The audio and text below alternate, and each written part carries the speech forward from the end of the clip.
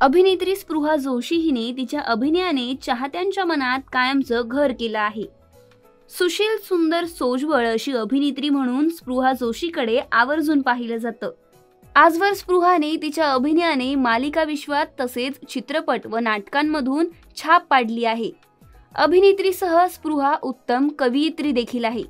स्पृहाने आजवर विविध भूमिका साकारत प्रेक्षकांच्या मनावर राज्य केलं आहे.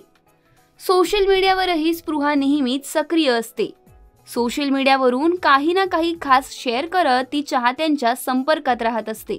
अशातच नुकतीच स्पृहाने आरपार ऑनलाईन या यूट्यूब वाहिनीला एक मुलाखत दिली आहे. यावेळी बोलताना स्पृहाने अनेक विविध गोष्टींवर भाष्य केलं आहे. दरम्यान अभिनेत्रीने तिला ऑडिशनच्या वाटणाऱ्या भीतीबद्दल भाष्य केलंय. याबद्दल सांगताना स्पृहा म्हणाली, सुरुवातीच्या काळात ऑडिशन दरम्यान माझी चिडचिड व्हायची. माझ्या मनात यायचं, हा सहाय्यक दिग्दर्शक मला काम येतं की नाही हे का सांगतो, पण मुद्दा काम येतं की नाही हा नव्हताच.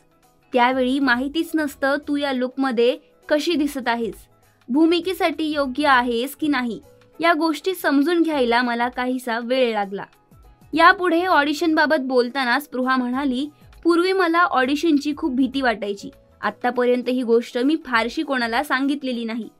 सुरुवातीच्या काळात ऑडिशनला जायचं असेल तेव्हा मी घराबाहेर पडायचे. पुढे काही वेळाने त्या संबंधित कास्टिंग दिग्दर्शकाला फोन करून आज वैयक्तिक कामामुळे मला ऑडिशनला येता येणार नसल्याचं मी बरेचदा सांगितलेलं आहे. ऑडिशनला नकार दिल्यानंतर घडलेला एक किस्सा सांगत अभिनेत्री म्हणाली, मला यायला जमणार नाही असं मी 2-3 वेळा सांगितलं. पराग मेहता नावाचा एक कास्टिंग दिग्दर्शक आहे. अनेक उत्तम प्रोजेक्टसाठी कास्टिंग केलं आहे. परागने मला फोन करून तू मला ऑफिसला भेटायला ये असं सांगितलं.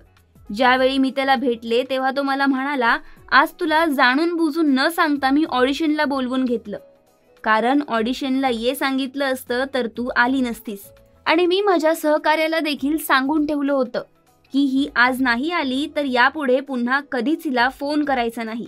इंडस्ट्रीत खूप काम केल्यामुळे ऑडिशन देणार नाही असा माझा मुद्दाच नव्हता.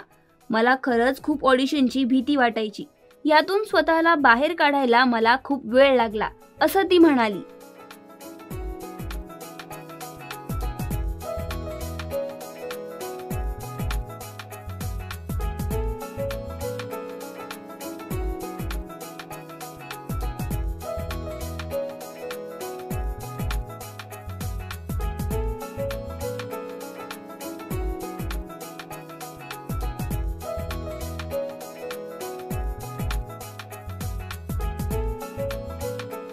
मराठी चित्रपटसृष्टीतील लेटेस्ट अपडेट्स आणि गॉसिपसाठी आमच्या चॅनेलला सबस्क्राईब करा आणि बेल ऐकन दाबायला विसरू नका.